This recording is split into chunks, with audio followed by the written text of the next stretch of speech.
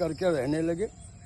और बहुत दिन बीत आसानी हुई। बादशाह ने सोचा कि अब बीरबल कहाँ होगा, कैसे बुलाएं, हमने उसे बेइज्जती के साथ भगा दिया है। फिर एक यत्न सूझा। उन्होंने कहा कि शहर में और पूरे राज्य में डुग्गी पिटवा दिया जाए कि जो कोई बीरबल ढूंढ कर लाएगा उसे बहुत इनाम दिया जाएगा। और एक बात ये साथ साथ कह दिया जाए कि न घामे आवे न छाहे आवे, गगरिम कोहड़ा भर के लावे।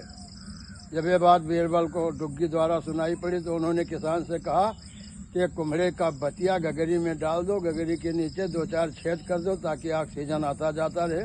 और जब वो कोहड़ा उसी के अंदर बड़ा हो गया तब बीरबल ने किसान से कहा कि अब इसको लेकर जाओ। किसान ने कहा लेकिन न घामे आओ न छाहे आओ, गगरी में कोहड़ा तो हो गया, लेकिन ये कैसे जाओ। उन्होंने कहा एक खटिया चारपाई सर पे रख लो और लेकर चले जाओ। अब भैया वो किसान इसी तरह से चारपाई को सर पे रख लिया और जो है गगरी में कोहड़ा जो हो ही गया था उसको लेकर जब दरबार में पहुंचा, बादशाह बहुत खुश है और कहा इसको फांसी दी जाए। उसने कहा क्यों? कहा तुम्हारी बुद्धि नहीं है, तुम्हारे यहाँ कोई है? कहा हाँ, एक हमारे यहाँ नौकर है।